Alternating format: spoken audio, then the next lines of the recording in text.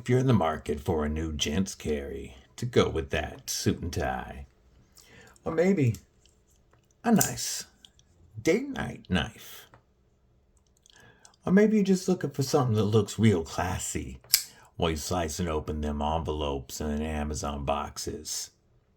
Well, today's video ain't for you, but if you want your EDC to be able to chop down redwood trees, or defeat Blothar the Berserker from planet Scumdagia, or even defend your family against the zombie hordes, and break down Amazon knife boxes, today's video's for you. Stick around.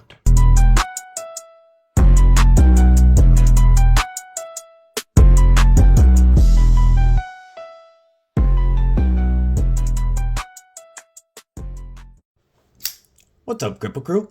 EDC with DBD, disabled but deadly. And I don't know if you remember about a little over a month ago or so, maybe 2 months, when the Deadly Daughter's boyfriend gifted me this dope Oknife Rubato 4, an Ultim and S35VN. Man, I really like this knife quite a bit. I recommend this knife, faux show. You'll probably see this on my Knife of the Year list. Maybe a little hint. Well, I also told you that he picked himself up an O-knife, and that maybe I'd bring it to you one day. Well, today's that day, but before I show you that knife, make sure that you stab that like button, like you mean it, /subscribe. I'd love to have you here. You're not going to want to miss all the dope knife and EDC content coming your way. Also, you can follow me on the TikTok and Instagram at EDC with DBD. Do me a favor, drop a comment below. Let me know what's in your pockets. Not only do I like to know what you guys are carrying, but it really helps that YouTube algorithm when you interact in my videos. All right, one more PSA. We are getting close to 1K YouTube subscribers, and the giveaway prizes are starting to stack up. I'm really excited. If any of y'all have any cool EDC gear or accessories, it doesn't have to be knives, hanks, multi-tools, anything that's EDC related that you think might be a cool donation item for the giveaway, and you want to kick that in, just hit me up on Instagram, shoot me a DM at EDC with DBD, or Gmail at edcwithdbd@gmail.com. All right. So, make sure you tell your friends to follow this channel so we can get to that 1K giveaway and bring you them that dopeness. Enough of that. Today, we are looking at the Oknife Sentry L1. This is lent to the channel, of course, by the Deadly Daughter's boyfriend. Shout out. And, this is a nice little fifth pocket, backup, maybe EDC. Nah, let me hit you with the stats for this first, and then we'll get into some more about it. So, we are looking at an overall length of... where'd it go? My bad. Overall length of 9.34 inches. Almost 9.5 inches. 237.3 millimeters. With a handle length of 5.37 inches. 136.3 millimeters. And a blade length of 3.97 inches or 100.9 millimeters, with a blade stock thickness of 150 thousandths or 3.7 millimeters. Another important measurement, our blade width is 1.94 inches. This is a big boy. 9.5 inches though, and we are only looking at 8.56 ounces or 242.5 grams. Yes, 8.5 ounces for your EDC. This has a D2 blade which is actually really good for a blade this size because of its inherent toughness. And the edge retention for the price of this knife is about one of the best edge retention steels you're going to get. It is not a true stainless steel, though this titanium finished stone wash is really going to help with the corrosion. You have G10 handles, was what they call their matrix texture. And you do have some nice deep scalloped finger grooves. You're looking at stainless steel liners that are fully skeletonized, thank God. Liner lock with about 40% lockup. No blade play, left or right, up or down. We have a tip up deep carry, not reversible, steel fold over pocket clip that does carry very deep. Do have a lanyard hole in the back. And we are running on ceramic ball bearings, and we have flipper tab and blade hole opening action. So easy for the slow roll. You've got the thumb flick and a nice reverse flick with that chunky boy. When you get that big blade moving, it's flying out. Once it breaks that detent, that blade ain't gonna stop. And yes, this thing is a guillotine. So make sure when you're closing it, you let that flipper tab hit you and then get out of the way. If you let that flipper tab drop down on you, it will close itself. And it does have a large flipper tab, which could lead to a late detent feel. But on this, it is not. Once that passes, you can let it drop. You can figure out the point right here where it will drop to your nail, but that sharpening choil, I don't want that much weight and that point. Even if, on some other knives, it doesn't matter to let the sharpening choil drop on you. On this knife with that point, I would not want that to happen. So the best thing to do to close this knife is to move out of the way and use your finger to close it, because gravity will close this thing like a guillotine. We have plenty of room. You are kind of prescribed where your fingers are going to be in back behind the pivot, but in the hammer grip and saber grip, it is very comfortable. But you have a generous and comfortable finger choil that, I can really choke up in there. And I can get into this deep scallop if I want to control this blade. And then when I'm using this blade, it doesn't feel nearly as big of a knife as it is. It feels much more controlled when you're up in that choil. You've also got a nice spot right here for a pinch grip. And this big giant knife, okay, I do have XL glove hands, but this big giant knife fits my pinch grip very comfortably. And that cleaver style, sheep's foot style, wicked blade, that low tip makes this very easy for utility cuts. Very easy to get down. And this is going to slice in a utility style cut so easy. We've got a long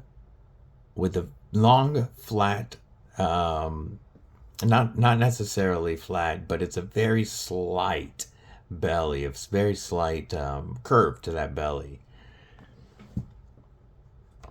Yes, it is curved.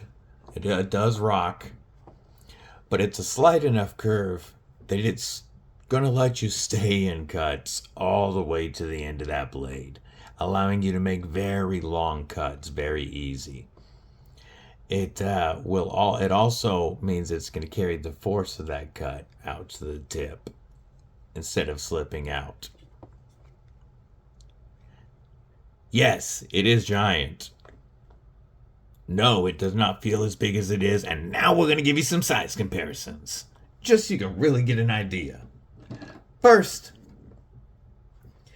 I'm going to go with one of my favorite knives with a similar blade shape. How about the Kaiser Mini Sheepdog Button Lock? And we are only a little bit longer than the Sentry blade. Okay, in all actuality, you can see that we're about not much longer than the Sentry handle. All right. How about a knife a lot of you will be familiar with? The Bug Out. Obviously dwarfs the Bug Out. Here's some budget dope for you. CJRB Bowie Pyrite. Again, it is dwarfed. Let's step it up, all right? How about the Spyderco Paramilitary 2? And we are over an inch longer than the PM2. So that should tell you this is a pretty large knife. I'm going to compare it with some fixed blades now, because that's where my comparisons really get closer. All right, starting us off with the fixed blades. How about the Kaiser Muskrat? Yes, as you can see, we are slightly larger than the Kaiser Muskrat. How about my favorite cleaver currently? The Concept Corvette S. And we are, a little bit bigger than the Concept Corvette S. My current favorite pocket dropper fixie. All right, okay, let's get some real size comparisons here. Let's go with a Gerber Strong Arm. A lot of you should be familiar with the Strong Arm. And it is only slightly shorter overall than a Gerber Strong Arm. Two more. Let's go with the Damned Designs Fenrir fixed blade. One of my newer fixed blades and another wicked blade style. And it is, about 3/4 of an inch larger than the Fenrir. One more, folks, one more. How about what I think might be my current largest? Let's go with the Charade Old Timer Bowie. 14-inch Bowie. Okay, we found something bigger. All right, folks. That should give you an actual idea about the size of this. But I want to take a look. So it is a chunky blade stock, but we've got a very tall flat grind. I don't know what shape this edge is in. I haven't tested it yet. I wanted to wait till it was on camera. But I know that the Deadly Darter's boyfriend has carried this for, almost 2 months. And this is one of his EDC knives. He carries this daily. And I know that he uses this daily. Oop, that was my fault. Caught the choil. There's one little spot he's got that might be sticking. But as much as I've seen that kid use this knife, that shows you that D2 can hold a fine edge longer than any other budget steel in its price range, and it holds a working edge even longer. Nice thing about D2, very easy for you to maintain at home. If you do your own sharpening, you're not going to have any issues with D2. Now, I have put this in my pocket, and it's a big boy, but it goes in and out of the pocket very, very easily. And I wear 5'11" tactical pants. I imagine that this is about the same size as carrying a Sheepdog XL. And this fits in my right hand pocket just fine, with room to spare. Shout out 5'11" tactical. But yeah, it's definitely going to take up some pocket real estate. Here it is next to closed next to the paramilitary too. And I don't like that look that way. I like to look this way. I don't know why I just looked wrong. So it makes the paramilitary too look pretty tiny, actually. Let's go with it compared to the pocket presence of a bug out. So it's the pocket presence of about 2.5 to 3 bug outs. Um, let me see. I got some other chunky pocket presence knives. Let's go with the dope Damn Designs Oni. Yes, a couple of Damn Designs comparisons in this because I love the chunky style. The Damn Designs Oni, if you're familiar, is not a slender knife. And it looks at one that maybe more folks are familiar with. Let's go with the Kubi Titius. Whoa, that was my fault. Kubi Titius. One of my favorite full-size knives. Definitely a full-size 8-inch plus EDC. And even it looks pretty pocketable compared to the Sentry. But a slight pocket presence isn't what you're looking for with something like this. This is almost with the lanyard on here. This is like a bastard cleaver, you know, a hand and a half.